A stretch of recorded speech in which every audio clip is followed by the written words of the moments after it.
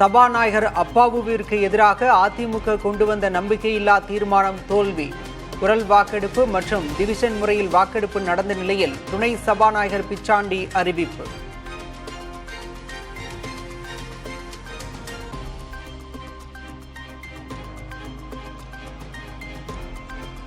உட்கட்சி குழப்பத்திலிருந்து மக்களை திசை திருப்ப அதிமுக முயற்சிப்பதாக முதல்வர் ஸ்டாலின் விமர்சனம். யார் தலையீடும் இல்லாமல் பேரவையை சபாநாயகர் அப்பாவு நடத்தி வருவதாக பாராட்டு. இந்த அரசின் மீது குற்றம் குறை கூற வாய்ப்பில்லாத காரணத்தால் இப்படி ஒரு தீர்மானமா? உட்கட்சிக்குள்ள ஏற்பட்ட குழப்பத்தால் அதை திசை திருப்ப இப்படி ஒரு தீர்மானமா?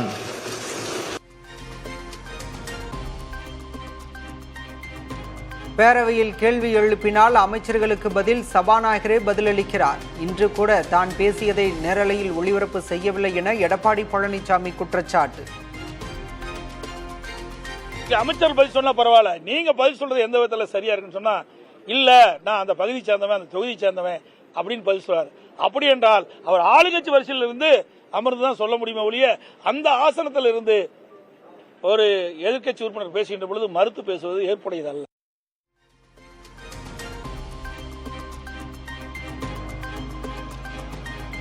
சட்டப்பேரவையில் நம்பிக்கையில்லா தீர்மானம் மீதான வாக்கெடுப்பின் போது இபிஎஸ் உடன் பேசிய செங்கோட்டையன் குரல் டிவிஷன் வாக்கெடுப்பு விதிமுறைகள் குறித்து எடப்பாடி பழனிசாமியிடம் விளக்கினார்.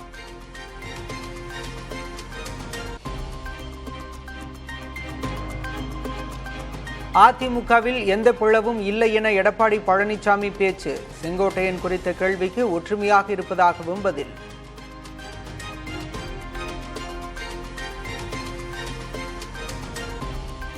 அதிமுக உறுப்பினர் என்ற அடிப்படையில் கொறடா உத்தரவை மீறக்கூடாது என்பதாலேயே வாக்களித்தேன். சபாநாயகருக்கு எதிராக அதிமுக கொண்டு வந்த தீர்மானத்திற்கு ஆதரவு அளித்தது குறித்து ஓபிஎஸ் விளக்கம்.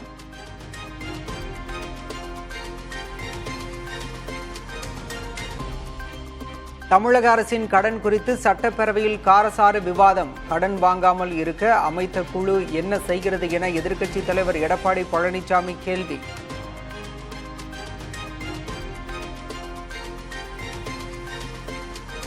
டாஸ்மாக் ஊழல் புகாரை முன்வைத்து போராட்டத்தில் ஈடுபட சென்றபோது கைது செய்யப்பட்டு மண்டபத்தில் அடைக்கப்பட்ட அண்ணாமலை உரிய நேரத்தில் மண்டபத்திலிருந்து விடுவிக்காத காரணத்தால் காவல்துறையினருடன் வாக்குவாதம்.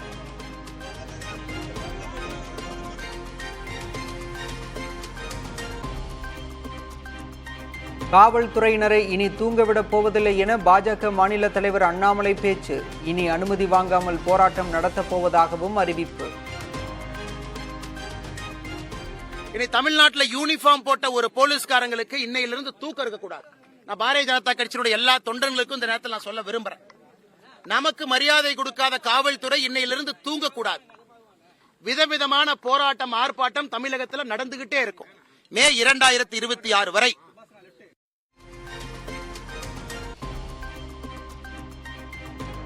திமுகவின் பி டீம் தான் விஜய் என அண்ணாமலை விமர்சனம். ஒர்க் ஃப்ரம் ஹோம் அரசியல் செய்யும் விஜய்க்கு மக்கள் பிரச்சனைகள் பற்றி என்ன தெரியும் என்றும் கேள்வி.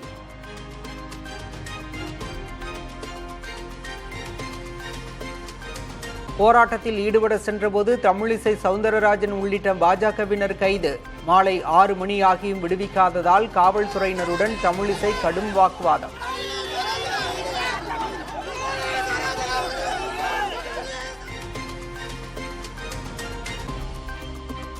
தமிழகத்தில் அராஜக ஆட்சி நடப்பதாக தமிழிசை சவுந்தரராஜன் கடும் விமர்சனம்.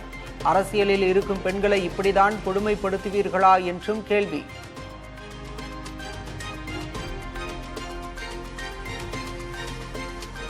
டாஸ்மாகிற்கு எதிரான பாஜகவின் போராட்டத்தை வரவேற்கிறேன். விசிக தலைவர் திருமாவளவன் பேட்டி.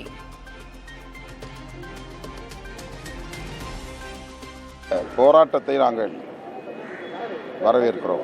மதுபானம் முற்றாக தமிழகத்தில் ஒழிக்கப்பட வேண்டும், கடைகள் மூடப்பட வேண்டும் என்பதுதான் எங்கள் நிலைப்பாடு. இந்த நிலைப்பாட்டுக்காக குரல் கொடுக்கக்கூடிய யாராக இருந்தாலும் அவர்களை நாங்கள் வரவேற்கிறோம்.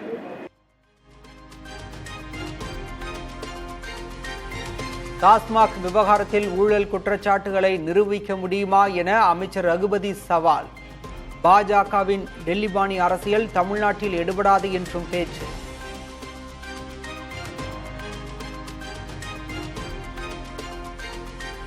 ராஜேந்திர பாலாஜி வழக்கில் விசாரணை மேற்கொண்டு நடவடிக்கை எடுக்க சிபிஐக்கு உச்சநீதிமன்றம் இடைக்கால தடை.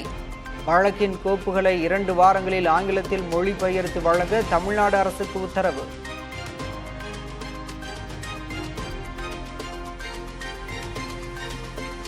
புதுச்சேரி மாநிலம் காரைக்காலில் பணி நீக்கம் செய்யப்பட்ட பொதுப்பணித்துறை ஊழியர்கள் போராட்டம். மீண்டும் பணி கேட்டு கண்களில் கருப்பு துணி கட்டி உண்ணாவிரதம்.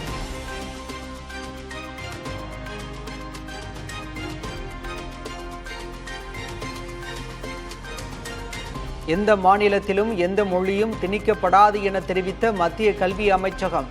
தமிழ்நாட்டிற்கு வரும் நிதியாண்டில் 4305 கோடி ரூபாய் வழங்க திட்ட வாரியம் ஒப்புதல் அளித்துள்ளதாக விளக்கம்.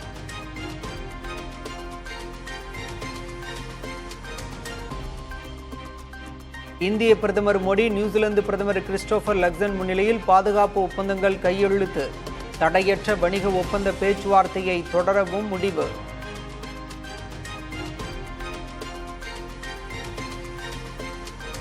அமெரிக்க தேசிய உளவுத்துறை இயக்குநர் துளசி கபாடுக்கு கும்பமேளா தீர்த்த கலசத்தை வழங்கி வாழ்த்திய பிரதமர் மோடி. டெல்லியில் நடந்த சந்திப்பின் போது துளசி மாலையை பிரதமருக்கு அன்பளிப்பாக வழங்கிய துளசி.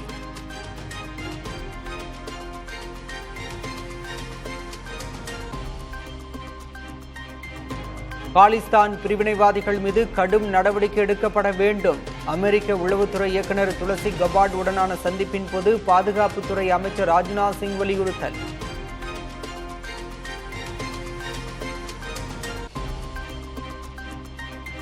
கச்சா எண்ணெய் விலை வெகுவாக குறைந்த போதும் பெட்ரோல் டீசல் விலையை மத்திய அரசு குறைக்கவில்லை என காங்கிரஸ் தலைவர் மல்லிகார்ஜுன் கார்கே குற்றச்சாட்டு.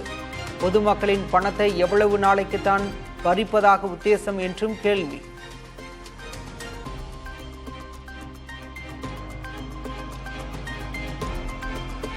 தெலங்கானாவில் கல்வி வேலைவாய்ப்புகளில் ஓபிசி பிரிவினருக்கு 42% இடஒதுக்கீடு.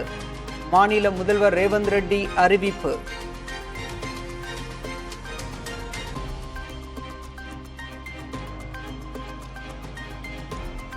இந்திய பங்குச்சந்தைகள் ஏற்றத்துடன் நிறைவு.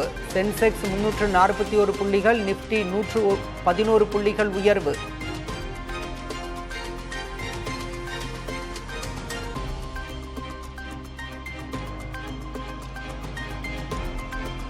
பங்குச்சந்தை விதிகளை மீறி 388 கோடி ரூபாய் ஆதாயம் பெற்றதாக தொடரப்பட்ட வழக்கில் கௌதம் அதானி, அவரது சகோதரர் ராஜேஷ் அதானி விடுவிப்பு.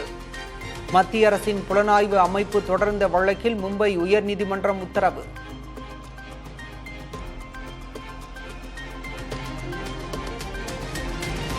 அமெரிக்க அதிபர் டொனால்ட் ட்ரம்ப் நாளை தொலைபேசியில் கலந்துரையாடும் ரஷ்ய அதிபர் புதின். யுக்ரைனுடனான போரை முடிவுக்கு கொண்டுவர எடுக்கப்படும் நடவடிக்கைகள் குறித்து ஆலோசிக்க திட்டம்.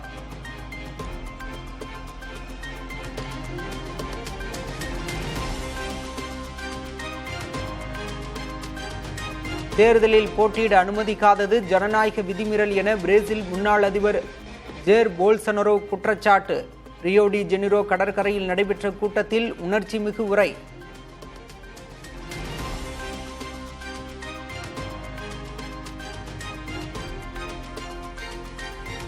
ஏமன் தலைநகர் சனாவில் பாலஸ்தீனர்களுக்கு ஆதரவாக பொதுமக்கள் போராட்டம்.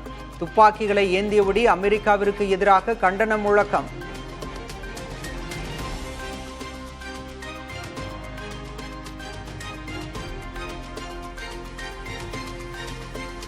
அமெரிக்காவின் பென்சில்வேனியா மாகாணத்தில் பலத்த சூறைக்காற்று. காற்றில் பறந்த குப்பை கூளங்கள்.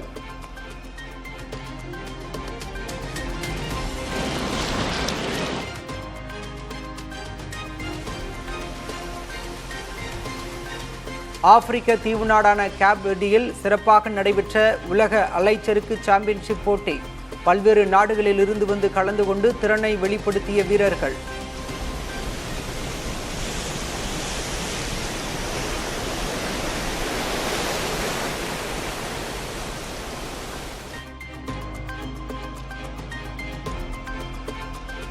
சென்னை மும்பை அணிகளுக்கு இடையான ஐபிஎல் போட்டியின் டிக்கெட் விற்பனை 19ஆம் தேதி காலை 10:15 மணிக்கு தொடங்கும். சென்னை சூப்பர் கிங்ஸ் அணி நிர்வாகம் அறிவிப்பு.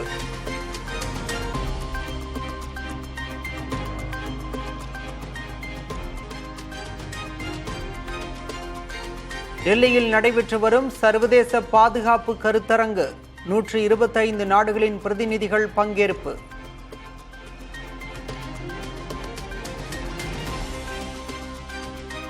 ஒரே நேரத்தில் டெல்லியில் குவிந்த பல்வேறு நாடுகளின் உளவு பிரிவு தலைவர்கள். காலிஸ்தான் பிரிவினைவாதிகள் குறித்து கனடா உளவுத்துறை தலைவர் டேனியல் ரோஜர்ஸுடன் அஜித் தோவல் பேசுவார் என தகவல்.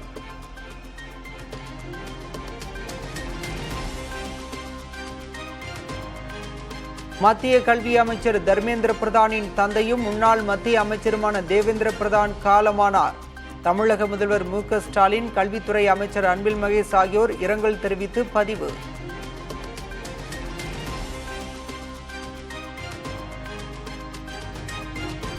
தேனி, விருதுநகர், உதகை சுற்றுவட்டார பகுதிகளில் பரவலாக மழை. கோவை மாநகரில் கனமழை பெய்ததால் குளிர்ச்சியான சூழல்.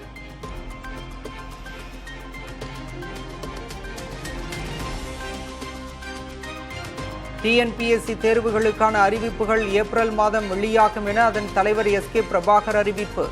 அனைத்து தேர்வுகளும் குறிப்பிட்ட தேதியில் நடத்தப்பட்டு முடிவுகள் வெளியிடப்படும் எனவும் விளக்கம்.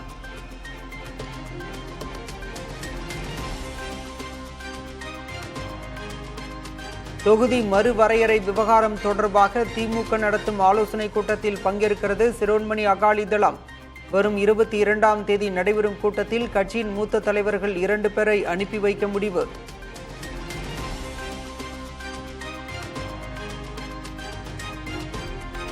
செவ்வந்தி பூக்களை சாலையோரம் கொட்டிச் சென்ற விவசாயிகள். 1 கிலோ 20 ரூபாய்க்கு கூட விற்காததால் விவசாயிகள் கண்ணீர்.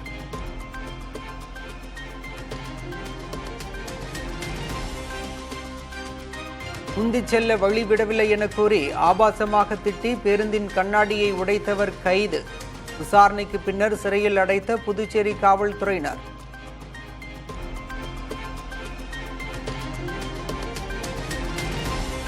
போலி பாஸ்போர்ட் மற்றும் விசா மோசடியில் ஈடுபட்டால் 7 ஆண்டுகள் சிறை, 10 லட்சம் ரூபாய் அபராதம். புதிய குடியுரிமை சட்டத்தை விரைந்து நிறைவேற்ற மத்திய அரசு தீவிரம்.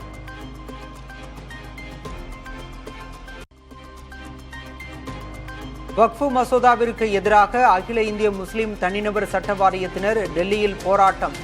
அரசு முன்மொழிந்துள்ள வக்ஃபு திருத்த மசோதா முஸ்லிம்கள் மீதான நேரடி தாக்குதல் என குற்றச்சாட்டு.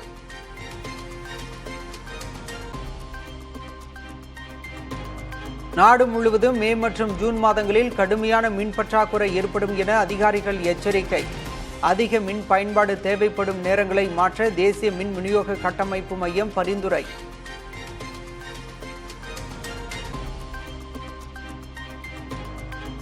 மகாராஷ்டிராவில் தீவிரமடையும் அவுரங்கசீப் நினைவிட சர்ச்சை. பிஎச்பி, பஜ்ரங் தளம் அமைப்புகள் மாநில அரசுக்கு எச்சரிக்கை.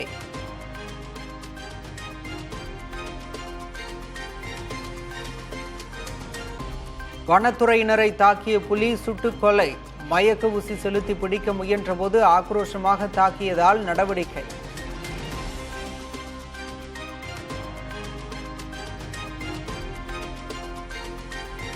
காலநிலை மாற்றம், மனித செயல்பாடுகளால் மேற்கு இமாலய பகுதிகளில் பனிச்சரிவு அதிகரிக்கும் ஆபத்து. ஆண்டுக்கு 30 முதல் 40 பேர் உயிரிழப்பதாக ஆய்வில் தகவல்.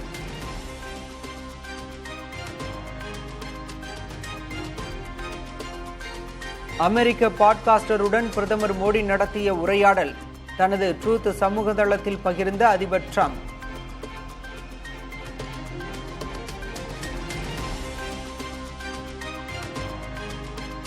வெனிசுலா நாட்டினரை கைகளில் விலங்கிட்டு காலில் சங்கிலியிட்டு தலையை மொட்டையடித்து திருப்பி அனுப்பிய அமெரிக்கா. தங்கள் நாட்டு சிறைக்கு அனுப்பப்பட்டவர்களின் காட்சிகளை வெளியிட்ட எல் சல்வடார் அரசு.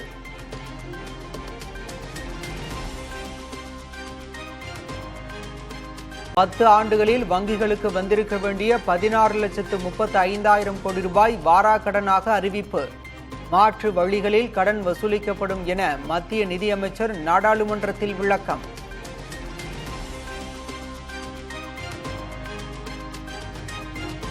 தங்கத்தை விட வெள்ளி விலை அதிகரிக்கும் என விஸ்டம் ட்ரீ என்ற முதலீட்டு நிறுவனம் ஆய்வு. உற்பத்தி தொடர்ந்து குறையும் நிலையில் தொழிற்சாலை தேவை அதிகரிப்பு.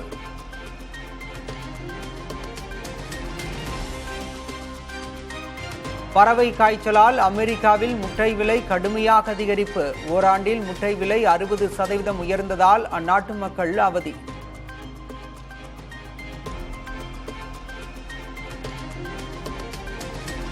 நாட்டின் மொத்த விலை பணவீக்கம் பிப்ரவரியில் 2.38% அதிகரிப்பு. சமையல் எண்ணெய், குளிர்பானங்கள் உள்ளிட்ட உணவுப் பொருட்களுக்காக உற்பத்தி செலவு அதிகரிப்பே காரணம் என மத்திய அரசு அறிவிப்பு.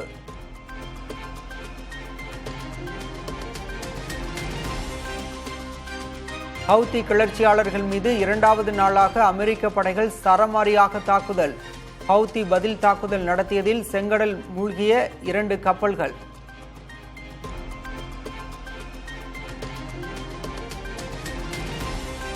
நேபாளத்தில் மன்னராட்சி திரும்பாது என பிரதமர் சர்மா ஒலி பேச்சு. ஜனநாயக நெடுஞ்சாலையில் ரிவர்ஸ் கியர் போட முடியாது என விளக்கம்.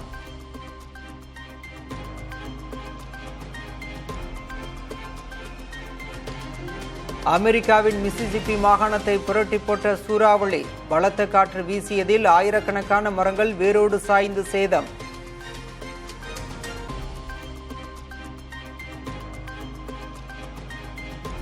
தென்னாப்பிரிக்காவின் டர்பன்வில்லே மாகாணத்தில் உள்ள மலைப்பகுதியில் நடைபெற்ற சைக்கிள் பந்தயம்.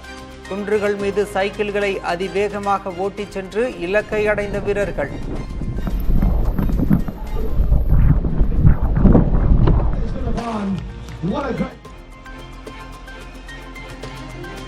இரண்டு நாட்கள் இருளில் மூழ்கியிருந்த கியூபா தலைநகருக்கு மீண்டும் கிடைத்தது வெளிச்சம்.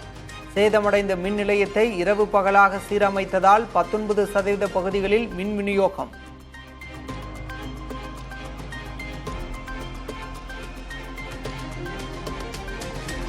அமெரிக்காவின் அலபாமா மாகாணத்தை தாக்கிய சூறாவளியால் 2 பேர் உயிரிழப்பு.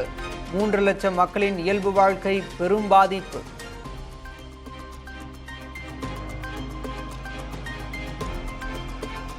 இலங்கையின் அம்பாறை மாவட்ட நீர்நிலைகளில் முதலைகளின் நடமாட்டம் அதிகரிப்பு. அண்மையில் ஏற்பட்ட வெள்ளப்பெருக்கிற்கு பிறகு முதலைகள் அதிகரித்துள்ளதாக தகவல்.